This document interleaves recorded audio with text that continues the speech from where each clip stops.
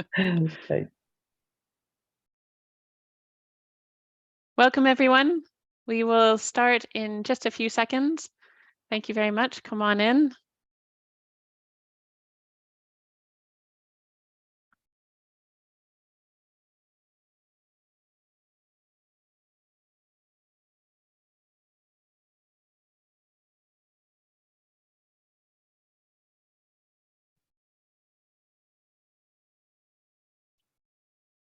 Wonderful. Well, welcome to our fourth webinar in our series of Strengthening Momentum in Rural Communities. This one's focused on wildfire, food, and agriculture.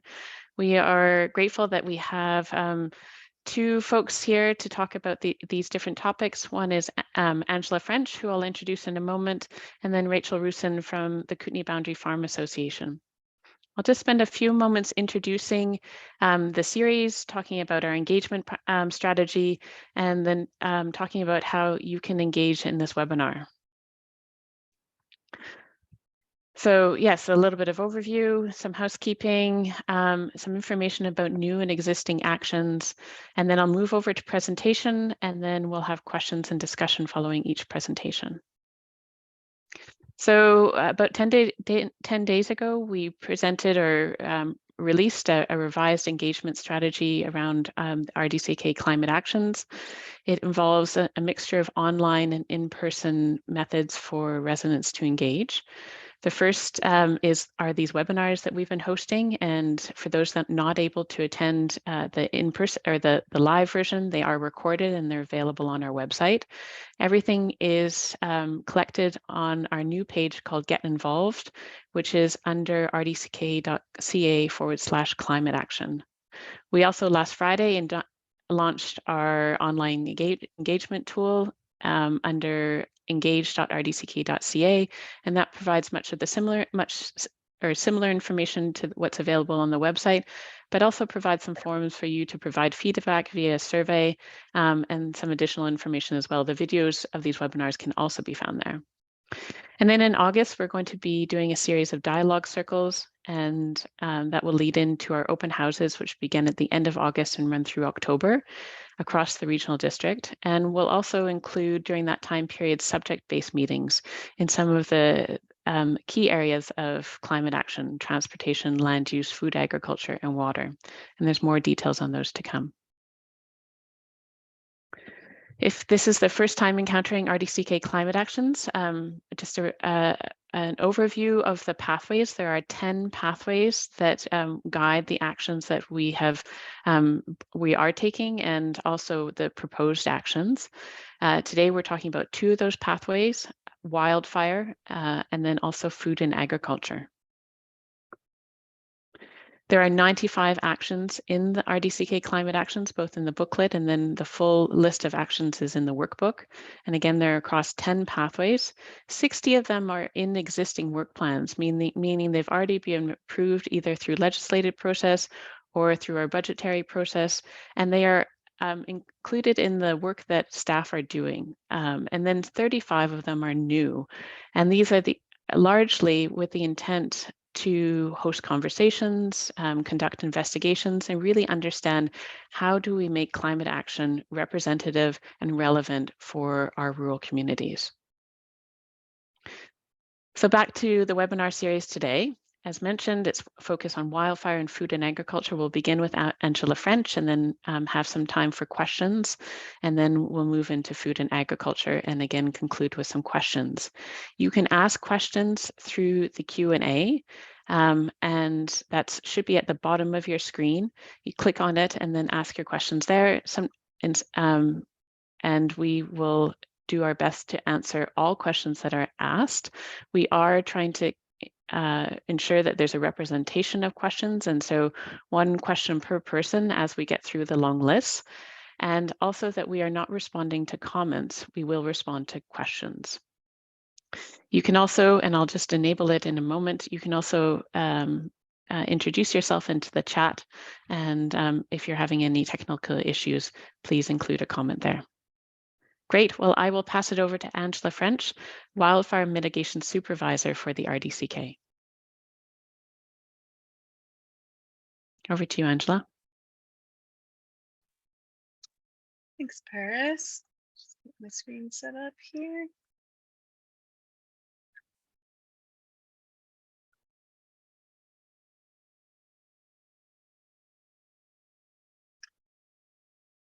Okay, so as Paris mentioned there, I'm the wildfire mitigation supervisor for the Regional District of Central Kootenays. So I look after the wildfire mitigation and Fire Smart program.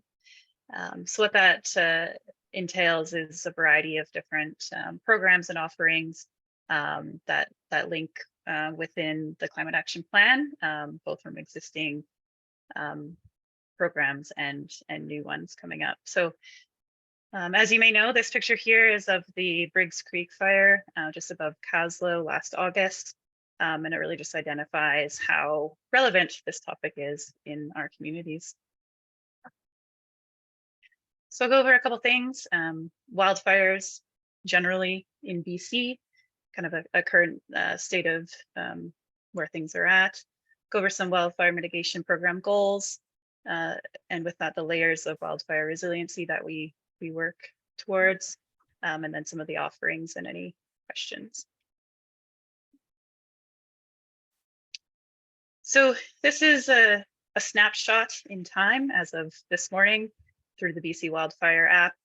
On the left-hand side, you can see the BC Wildfire Danger Rating, and that's red for extreme down to blue for very low. And the Regional District of Central Kootenays is in the southeast bottom right-hand corner there, and you can see just even over the weekend, it has increased in danger. We're kind of central to that southeast polygon, so we have a little bit of everything, some extreme, mostly moderate, and some low. So we're doing okay right now. That being said, you look into the coast and the central part and northeast corner of the province, and those are some very extreme danger ratings. On the right hand side is the current wildfires. Fires of note are the wildfire icon, mostly in the central part of the province, as most of us know. And red is technically out of control, green is in control, and yellow is being held.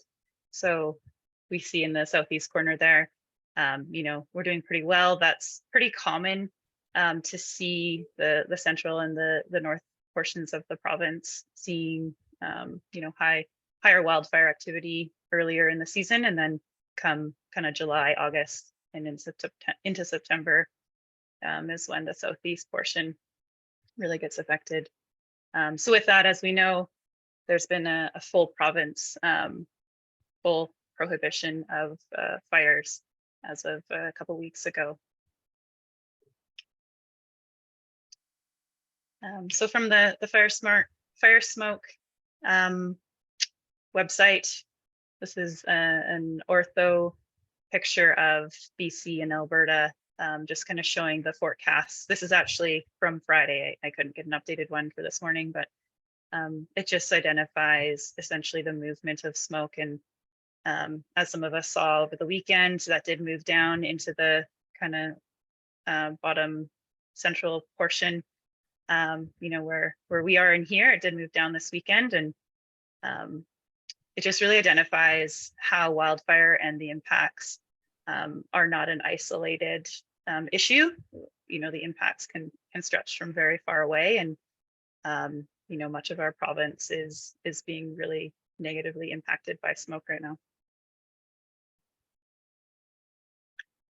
So how did we get here? Some of these pictures identify some of the main causes, but it's an accumulation of factors and impacts that have happened over time. With Western science kind of catching up to the fact that many of our ecosystems are fire maintained, and fire is a natural part of these ecosystems. We're seeing that with 80 to 100 years of fire suppression and Indigenous traditional knowledge being suppressed and not essentially being allowed to use fire in the landscape anymore. We're seeing the effects of that. So with that comes, higher levels of fuel loading throughout our forests, and this increases the intensity of fires when they do happen, and consequently the severity of those fires. With climate increasing, there's a higher level of drought. Longer summers, hotter summers. It's causing a lot of the forests and the trees to become stressed with that drought, and consequently being impacted by more pathogens and more insects, as we see on the top left there, which obviously definitely creates a higher fire risk, especially around communities. The urban sprawl happening further and further into the forest is another factor in that safety issue with people. If these homes in the bottom left-hand corner, if they aren't built with, fire-resistant non-combustible materials, fire being a natural part of a healthy and resilient ecosystem, these are at risk, and need to be adapted and mitigated as such. In the bottom right-hand corner there is kind of a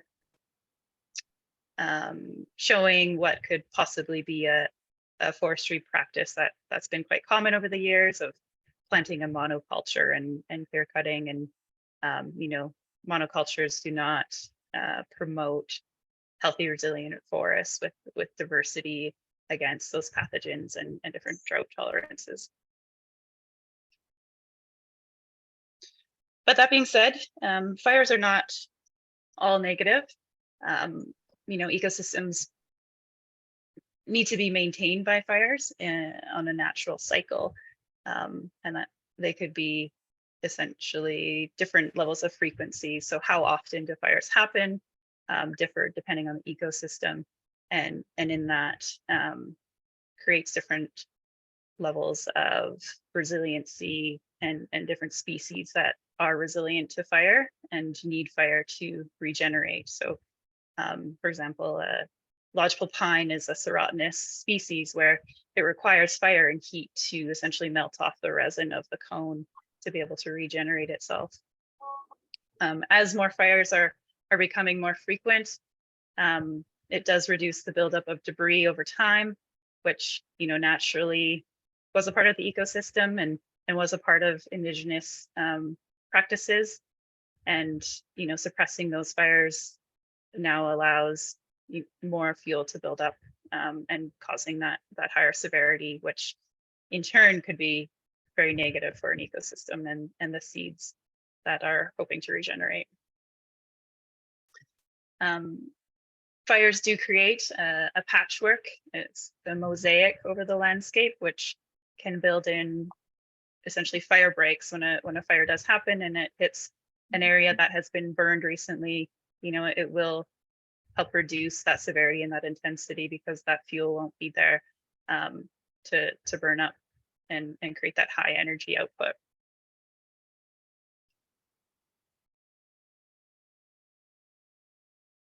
So with that kind of background and that history, some of the goals of the wildfire mitigation program here at the RDCK is to not only build that ecosystem resilience and understanding, but also build that community resilience to the wildfire risk.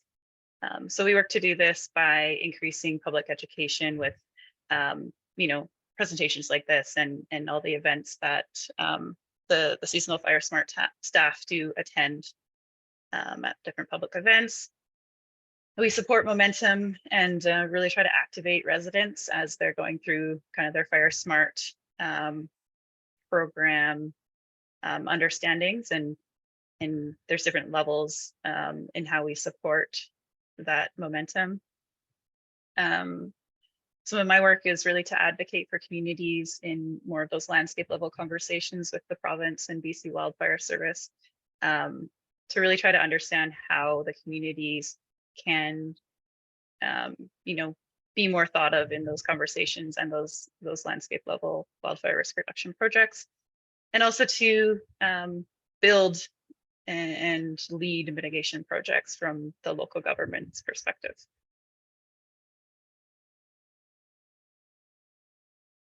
So with that, we look at what we've coined the layers of wildfire resiliency. So in that number one there is the Fire Smart BC Home Partners Program assessments, which we have 7 wildfire mitigation specialists that are experts in providing recommendations in how to mitigate against wildfire and building more resilient communities.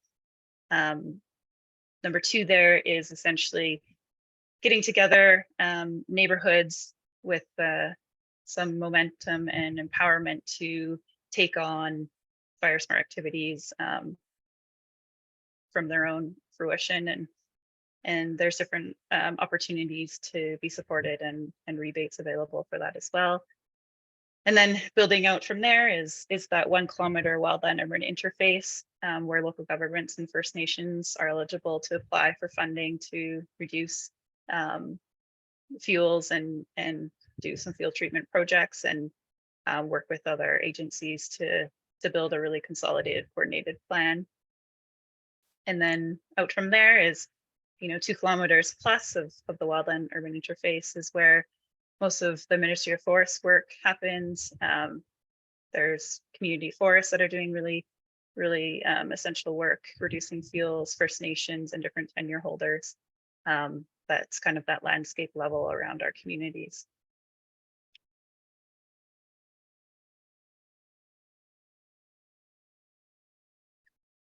So going back to the Home Partners Program, this is the home ignition zone from Fire Smart BC, and it's really trying to focus on, empowering residents to do what they can in that immediate zone or that non-combustible zone, which is, 1.5 meters from your primary structure and your alternative structures there. So essentially, creating non-combustible, nothing that can burn in that zone is one of the best ways to reduce your risk to fire. And then building out to the intermediate and then the extended zone. So essentially 30 meters out is where you can do the most work and help build that resiliency for your home and your neighbors. So some of the areas that are, most vulnerable are under decks, where anywhere where debris and leaves can accumulate will essentially be where embers will accumulate from, upwards of 3 kilometers away from a fire front. So cleaning up anything around your home, under your home, non-combustible roof is essential, cleaning out your gutters, ensuring any other structures around your home are essentially mitigated to the same standard as your primary structure is very important.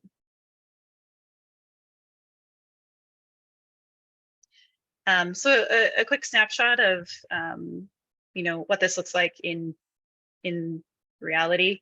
2021, the Lytton fire obviously was a horrible situation, and Dr. Jack Cohen produced a report on some of the findings just to reiterate what Fire Smart BC and the Regional District of Central Kootenays is trying to promote here with the goals. So embers are key in fire spread. Embers from, grass fires that started on the railway there essentially creeped forward and ahead of the fire front and essentially created that building interface to become the fire front.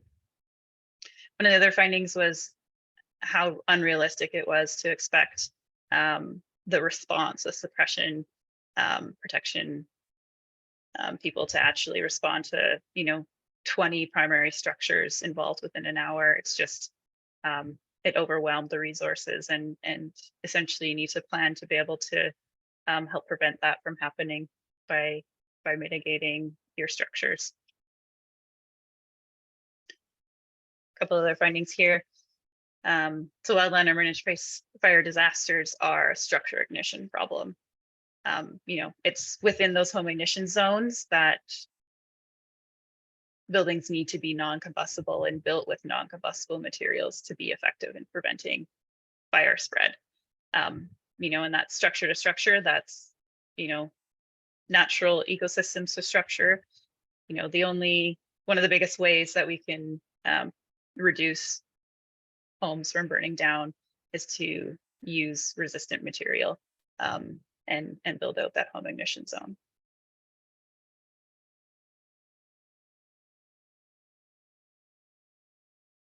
So a few of the things that we offer at the RDCK that you can utilize to help reduce the risk is the Home Partners Program. As I mentioned, we have 7 wildfire mitigation specialists and a Fire Smart coordinator that are on seasonally that provide a really in-depth assessment to essentially recommend what you can do to mitigate that.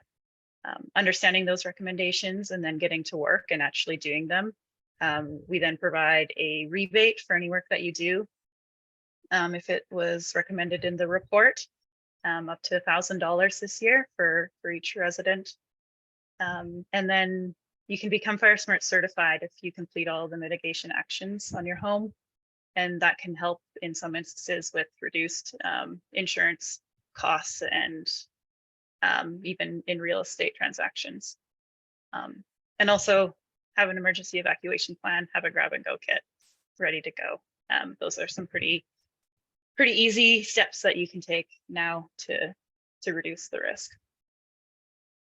The other program that was mentioned was the Neighborhood Recognition Program. So that's a Fire Smart Canada program. And essentially you can contact the RDCK specialist and Fire Smart coordinator to get started. You can become a neighborhood champion, get your neighbors together, rally the troops, hold events and apply for funding. You can even lead projects through different funding sources through, the Columbia Basin Trust and through the RDCK. We also have a grant for neighborhood champions to be able to apply for future funding for events that they would like to hold, and have an emergency evacuation plan with your neighbors. Many of the home ignition zones overlap if your houses are close together, and so it does really matter what your neighbor does if you want to reduce your risk and increase that community resiliency.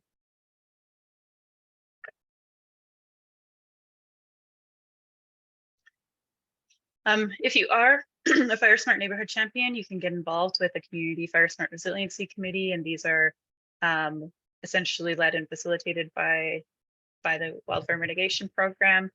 And we're really working to increase these across the RDCK, where your community's needs can be heard and understood and incorporated in some of those, regional conversations and interagency conversations. We are working to update the community wildfire protection plans, which are now called community wildfire resiliency plans. And being involved in one of these committees is a really good way to make sure that what you really find as important in these wildfire mitigation conversations are included in those plans.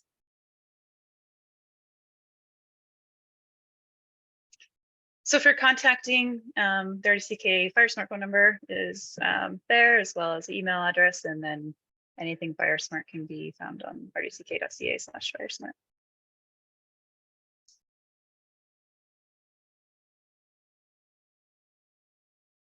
Wonderful. Thank you so much, Angela. That was great. And we have a few questions in the chat. A question from Farrell Segal, who's asking about personal responsibility. And so one of the what I've interpreted as personal responsibility, but specifically around the evidence of parks, campground, campfires that have caused wildfire events. And I wonder if we could just speak about, beyond our house, how can we behave responsibly out and when we're in the woods, or if we're camping? Obviously campfires is a big part, and if you can speak to any evidence of that, that would be great. Sure, yeah. BC Wildfire Service are the leaders in really providing those prohibitions, the category 1, 2, and 3, and those really come from whether the public is being responsible in the backcountry and the fire danger risk rating. So it is our personal responsibility to really understand that there is a cause and effect for what we're doing in the backcountry and in the front country, and to really take accountability for your actions. If there isn't a fire ring, don't build a fire in the summer. Respect the fire restrictions as well, because things can get away from you and can get out of hand, and no one wants that to happen. Thank you. We have another question from Karen Shondell, and asking about the 1 kilometer breaks. And so asks, a 1 kilometer, or states a 1 kilometer swath of forest gone is huge. And the idea is the idea just to pre-burn it? What about the actually making use of the wood, like firewood, lumber, and is that any of that going on at the same time? Thank you. Yeah, great question. So that 1 kilometer buffer zone within the wildland urban interface is essentially, what I mean by that is the area in which local government and First Nations are eligible to work within as far as the funding goes. So it's not necessarily a 1 kilometer swath of fire break. That does happen in some areas. I think that has happened elsewhere, maybe in the East Kootenays, where there is a 1 kilometer fire break. And it just kind of depends on the ecosystem and what works for that ecosystem. In this area, within that 1 kilometer WUI, it's commonly a shaded field break that happens, where essentially the density, the number of stems within that forested area is reduced to reduce the amount of fuel and connectivity within that fuel. So if a fire does happen, it stays surface level and doesn't get into the crown. So with that comes pruning branches and reducing the amount of litter on the ground. And all that's in balance with a healthy ecosystem.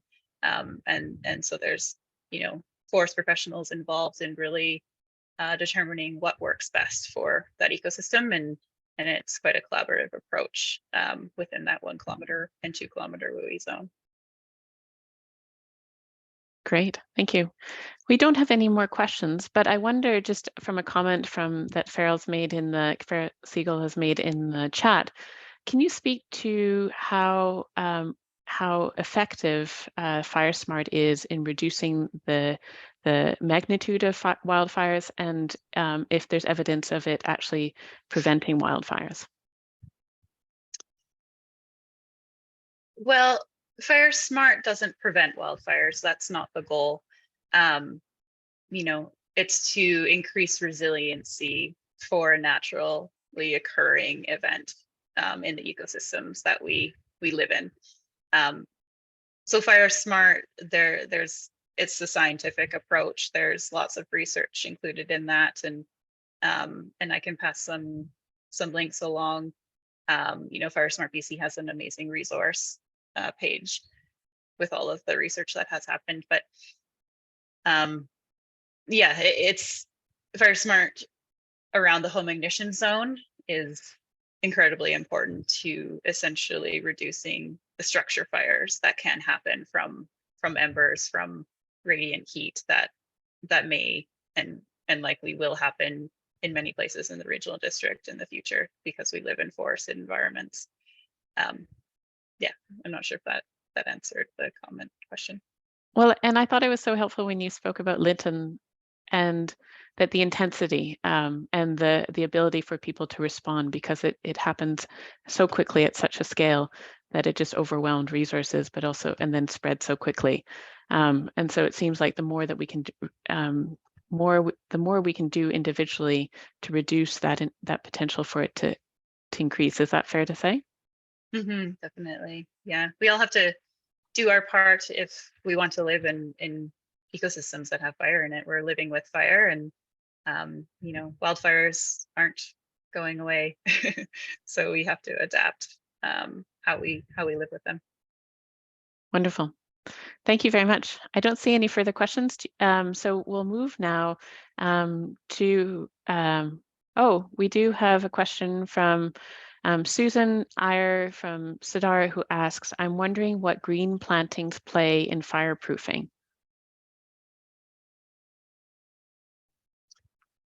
Green plantings as in landscaping? I'm not sure what that's referring to. Well, maybe you can speak a little bit to landscaping. Yes, she says yes. Yeah, so how do we, and I think we have lots of resources potentially that we could direct Susan to, and maybe we can provide that in the chat on xeriscaping and also fireproofing landscaping. Is that correct? Yeah, definitely. A part of the Fire Smart objectives, one of the principles is vegetation and how that's managed in that home ignition zone and outwards.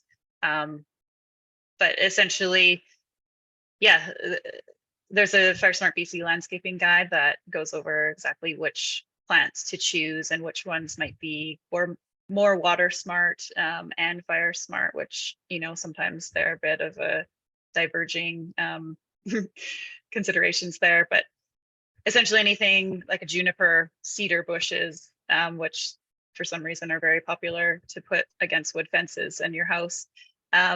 You know, those are very combustible. Any type of conifer has a certain amount of resin in it that is very flammable. You know, choose something that a deciduous tree has a lot more water retention in it, though does lose its leaves. So you have to make sure that you're cleaning up the leaf litter to reduce that fire risk every year. You know, xeriscaping is good, but there are a lot of drought tolerant species that are that way because they're very flammable. So really be careful in understanding the differences between what is Fire Smart and what is, you know, Fire Smart and xeriscaping together. Yeah, you know, don't use bark mulch against your home. If it's a combustible siding, it's just essentially tinder. Yeah, Great. that helped. Wonderful. Thanks so much, Angela, and thanks again for all the presentation and all the information provided. I'm going to move now over to Rachel Rusin, who's coordinator for the Kootenay Boundary Farm Advisors. And actually, I'm going to start the introduction because we have, this is a unique partnership and relationship that the RDCK has with two partners related to food and agriculture. So Rachel's going to be speaking in a moment, and I'm just going to start by providing some context. And I didn't introduce myself, nor did I introduce Alex, and my apologies. So my name is Paris Marshall-Smith. I'm the Sustainability Planner for the Regional District. And Alex Leflar, who's also visible here, is the Climate Action Assistant and is providing lots of support in the background in terms of our tech. And you may see answers coming from him. So we have a unique relationship, as I referred to, regarding food and agriculture from the Regional District. And it's a priority. It's been a priority of the board to support food and farm systems and production and economy in our communities. And we largely do that through two partnerships. One is with the Kootenay Boundary Farm Association, and one is with the Central Kootenay Food Policy Council. And this stems from some work that happened in 2011. The regional district commissioned an agricultural plan. This was common across local governments and particularly regional districts. And this part of the recommendations were that we needed to gather as a region and create a common forum for producers and advocates and different agencies and local government to talk to each other, learn from each other, and support each other. And that resulted in the Central Kootenay Food Policy Council. And then we also, as we saw the elimination and of extension services across our regional district, understood the importance of providing on-the-ground support for producers, whether they're entering as new farmers or are experienced farmers, but experiencing a changing climate or any of the challenges that come with farming, that they needed support. And so Rachel's going to speak more about that work through KBFA. And I'll just say from the Central Kootenay Food Policy Council, and Alex is going to put these links into the chat. They're also available on our website under sustainability, and then go to the food and agriculture heading. One of the key resources that the Food Policy Council has created is the Food and Farm Directory. And this is intended to be a global repository of all food and farm services that are available across the regional district. And so it's an important document if you're an eater. And so if you're looking for local food, and it can be an important document if you're a producer and looking for new markets. And it's available both as a printed document and it's available as an online document. And now I'm going to pass it over to Rachel. Over to you. And just let me know when to switch. For sure. Thank you, Paris. So as Paris mentioned, my name is Rachel Rusin, and I have the privilege to coordinate the Kootenay and Boundary Farm Advisor Program. I have been coordinating this program for now. This is our 6th year, so it's a relatively new program with the intention to support farmers with agricultural extension services. I think we started in 2017. So yeah, that would be about 6 years. Okay, next slide, Paris. Oh, just one. There we go. So quick overview about what KBFA is. I would like to say it is quite a unique program. This only exists in our region because it is funded by 3 regional districts. Kootenay and Boundary Farm Advisors is an agricultural extension program that supports producers to improve agricultural production and efficiency by helping find solutions to farm-specific production issues, coordinating educational events, and connecting producers to information. And you can see in the bottom left-hand corner, that's our business card with our funders on the backside. And like Paris mentioned, this program was intended to bring back some agricultural extension services that used to be offered by the BC Ministry of Agriculture, but waned off in the last decade or two. And so the idea was to have more one-on-one support for producers on that technical production and networking side of agriculture. Okay, next slide, Paris.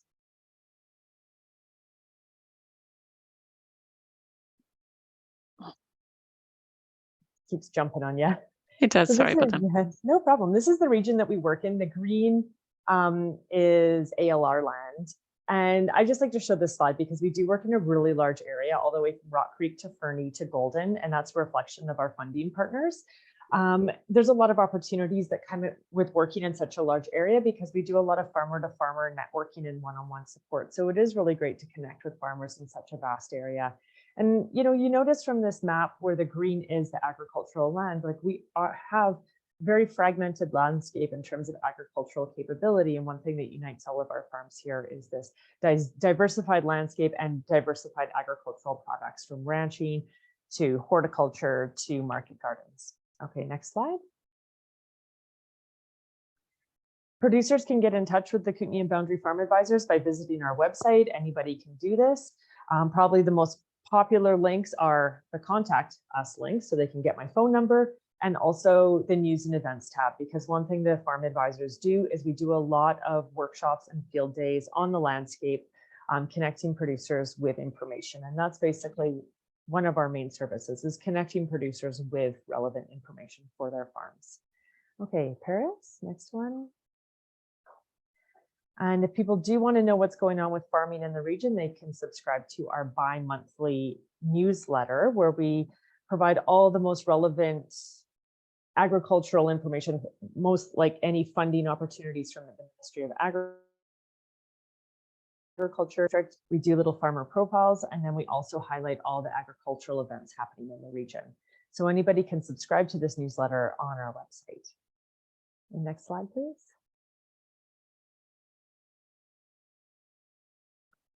And for the next 2 minutes, I'll just talk a little bit about agriculture in our region and some of the impacts that we're seeing that farmers are experiencing from climate change. And one of the services that Kootenay and Boundary Farm Advisors does is that we do visit farms. We are a boots on the ground support program. And so we do visit a lot of farms. So we hear from producers firsthand some of the impacts that they're experiencing from climate change. And on the left, we have a photo in Creston, on the right, a photo in Meadow Creek, all the way up at North Kootenay Lake. And it just demonstrates some of the diversity in climate and soils that our region has, and some of the differences that you could experience potentially from climate impacts. So, heat domes, for example, may affect Creston a little bit more than Meadow Creek because it's a lot hotter in Creston.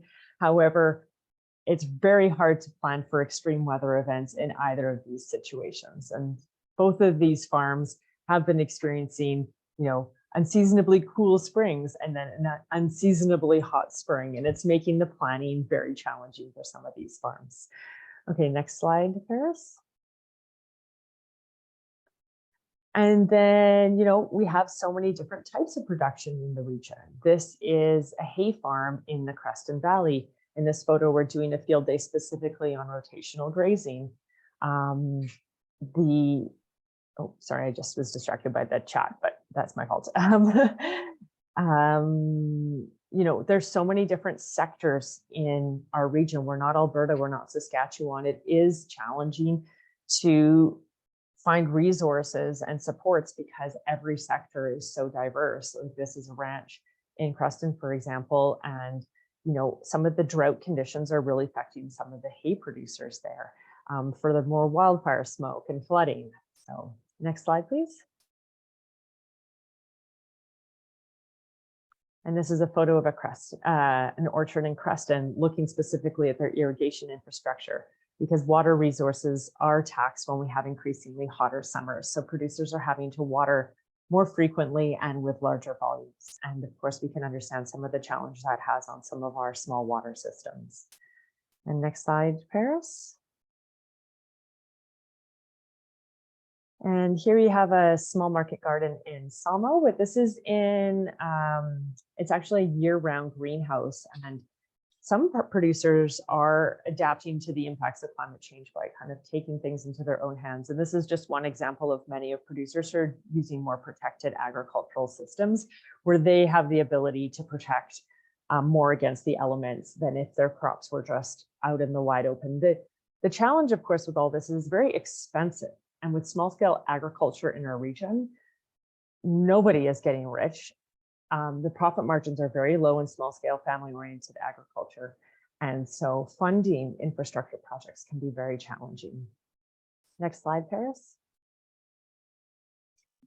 And just more photos of the types of farms we have around our region. On the left-hand side, we have Lyndon Lane Farm in Crestova. He does a combination of inside hoop house production and also market gardening.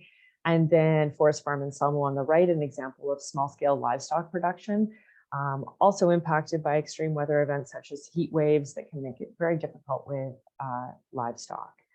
And next slide, Paris. I think this is my last farmer slide, just to remind me to talk about wildfire smoke. So another market garden in the Nelson area. And what we heard 2 years ago with those really intense wildfire events is that it's increasingly hard for farm owners to feel good about sending their workers outside with that wildfire smoke. The wildfire smoke is really difficult for outside laborers, and it also affects the quality of crops as well. Next slide, Paris. And so what's the province doing about this? I mean, the regional district and the Kootenay and Boundary Farm Advisors, we have few resources to actually tackle some of these challenges to support producers, but the Ministry of Agriculture has been funding various programs, and I'll speak to just a sliver of those. But in 2019, an agriculture and climate adaptation strategy for this region was done. It was an extensive process that talked to farmers and looked at the climate science to actually look at what some of these impacts are. Anyone can click that link here and be directed to this report that speaks specifically to what those climate impacts have been and are going to be, and some of the adaptation strategies for those impacts. Next slide, Paris. And this is just a screenshot of their website. If you go there, you can actually download the report and look at those 12 strategies and 28 actions for adapting to those impacts. Next slide. And one of those adaptation strategies, so that specific project had some funding to implement some projects to help producers adapt to the impacts of climate change. And one of them was this irrigation optimization project. And as a result, there's 13 irrigation videos that are very short, very concise, that speak to producers on how they can optimize and better use their irrigation resources. This is one small project of many topics. I've mentioned briefly obviously water resources, wildfire smoke. I didn't mention flooding in the boundary area. Flooding has been massively catastrophic in the last 6 years, impacting all farmers with low-lying land. And then I've spoken about that variability. The seasonal variability is so unpredictable. Producers are having a hard time to know whether to plant cantaloupes or bok choy. It's all over the place. And with that comes some increasing pressure from pests and such. The Ministry of Agriculture is very aware of these challenges for the agricultural sector. And they are continuing to roll out more programs that can help producers adapt to the impacts of climate change. And the Ministry of Agriculture is kind of bringing some of that programming in-house. And if you're interested, I would subscribe to the Ministry of Agriculture newsletter. You can go to their website and learn more about their programs. One of their keystone projects programs is the Environmental Farm Plan. That's actually offered through the Investment Agriculture Foundation. That's another newsletter that I recommend any farmer subscribe to. The Investment Agriculture Foundation, they're the ones who are actually rolling out a lot of these climate adaptation and climate mitigation programs.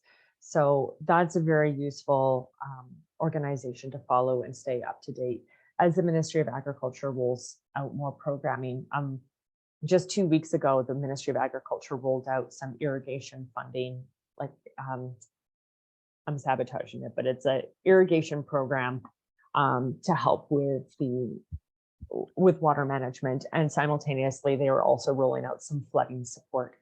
So it is a good idea if you are a farmer to stay in touch with that.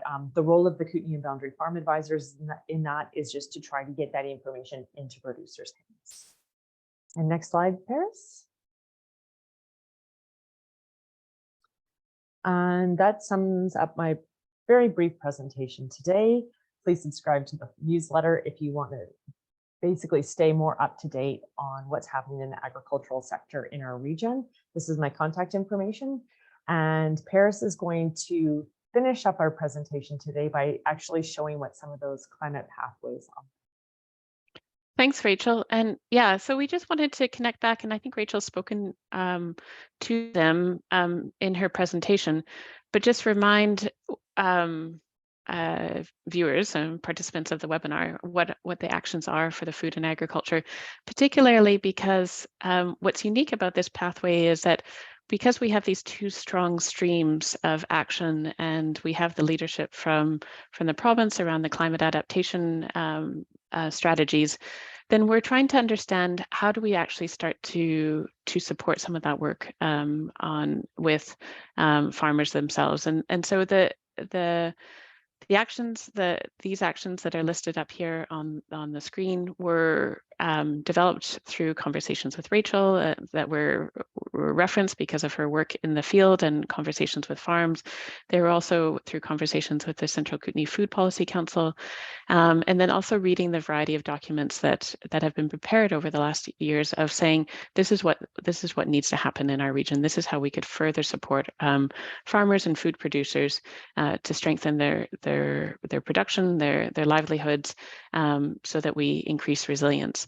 And another document that isn't listed up here is a food action plan that was created in response to COVID in 2020 to really understand how do we support, what are some of the actions that can happen across our region from a variety of different perspectives, not just from the regional district, but also from nonprofits and from food emergency centers.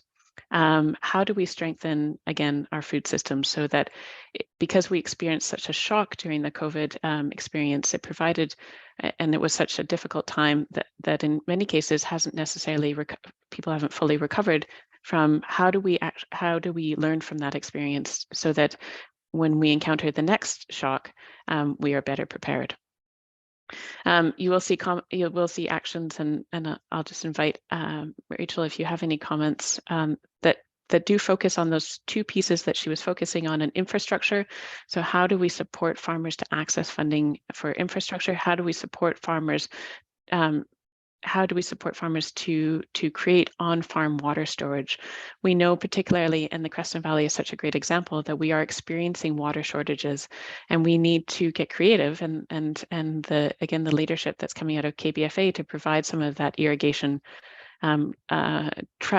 trials and learning is something that we need to be considering. And so that can be learning from the farms in Creston or from anywhere in the regional district, we can then pass that information along to other farmers. Anything that you want to add specifically, just looking at these actions, Rachel, to the work that you're doing or speak to? I think just like holistically, like we know that it's difficult because on a global scale, people see local food production as the solution. And we want to support that. The regional district wants to support that. It's my job to support that. We know that farms in our region, in the regional district of Central Kootenay, are doing things as regeneratively and environmentally sound as possible. And it is difficult when, although they're doing, what they can on the farm to be as resilient as possible, some of these events are just so intense and then costly, so out of their hands. When we're talking flooding, big hailstorms, this incredible variability, it just does become incredibly costly. And I know that the regional district and myself, we are advocating at the provincial level to have these resources that are being made available at the provincial level available to small scale farms, because we know that that is, I'm not going to say all the farms in our region, but compared to places like the Fraser Valley and Ontario or Saskatchewan, we understand sort of the lay of the land here, and also the incredible diversity in our region, from dairies to ranches to horticulture, market gardens, that there is a broad scope. We're not just like a commodity specific region. So with that complexity comes resilience, but also it makes it also difficult when the producers don't have those financial resources to throw at these issues themselves. So I'm rambling a little bit more, but I think it does speak to the roles or the actions in these pathways where some of the language is focused around advocacy. And just to make that clear to our audience that without a lot of resources ourselves, that's where we see focusing some momentum. So I'm speaking to just basically that advocacy role for the RDCK. Thank you. Yeah, thank you, Rachel. It's really important to understand.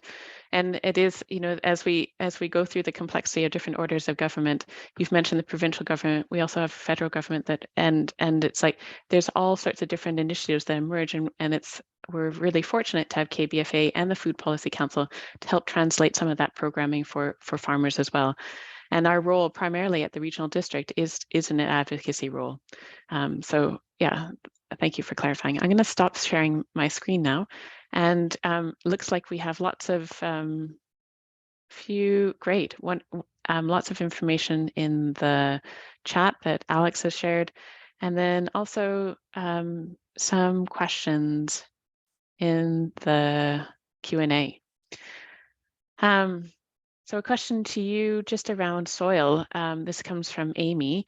When manure, carbon, and cycle planting is such an important aspect to farming, why are we being told the opposite with this entire climate action plan? So I guess thinking about the carbon cycle and how important that is, carbon to soil.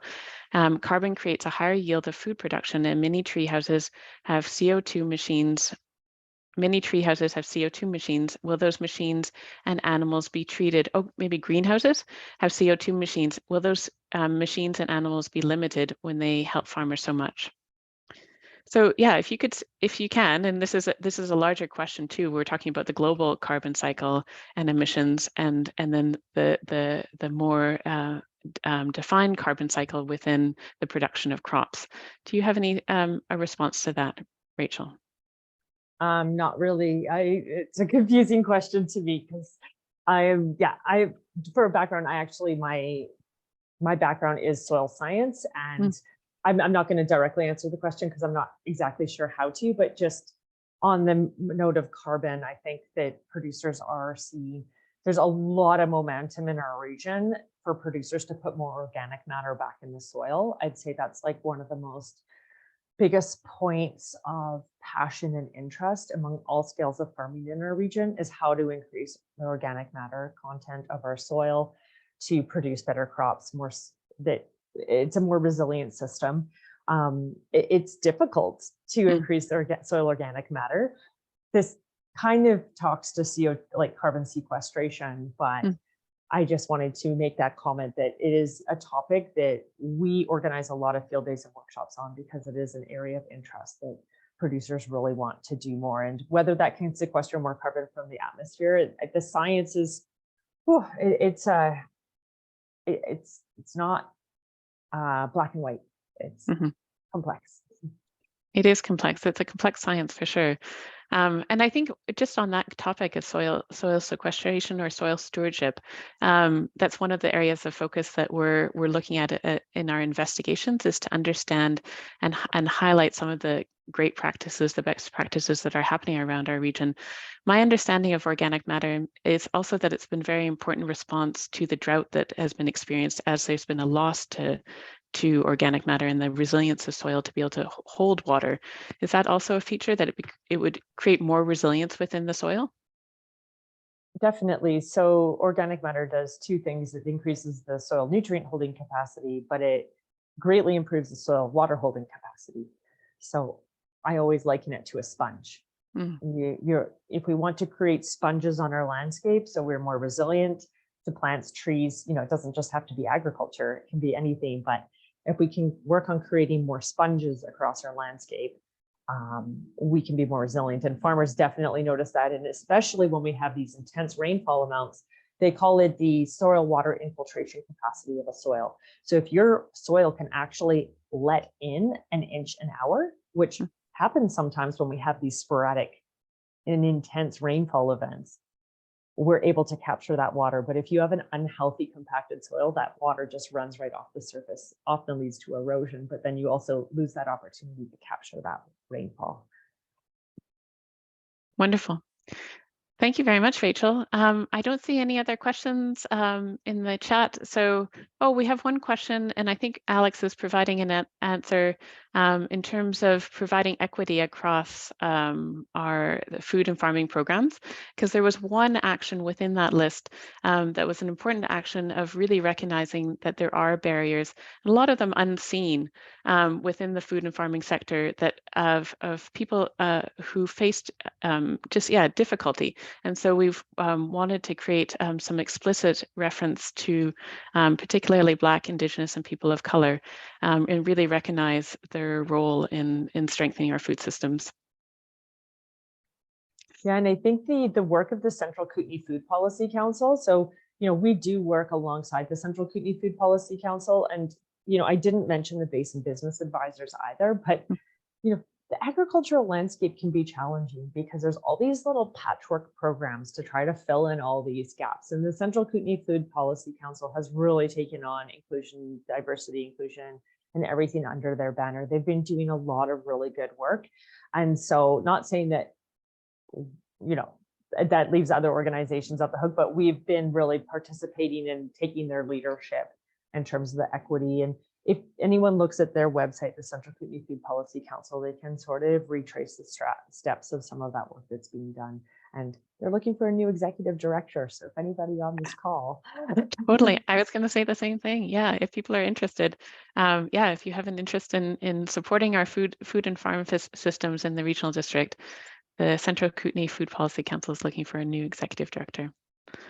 Well, thank you very much, Rachel. Thank you very much, Angela. This has been fantastic. Thank you for your leadership in both of these really important areas. And thank you for your contribution today. As with all our webinars, this is recorded and will be available as a recording on our website shortly. And it will be also available on our engage.rdck.ca website as well. You can also view the webinars there. Great. Thank you all, and we'll close for now. Goodbye.